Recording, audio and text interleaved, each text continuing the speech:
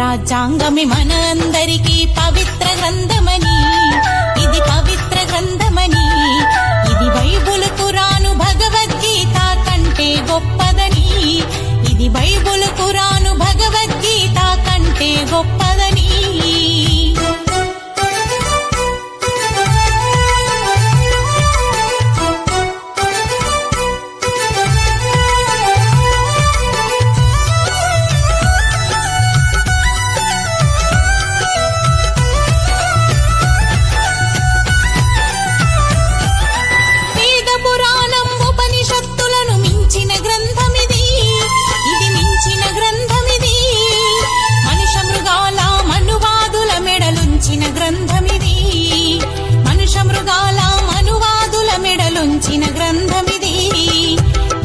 మనిషిగా చూడాలని బోధించిన గ్రంథమిది, మనిషిని మనిషిగా చూడాలని బోధించిన గ్రంథమిది.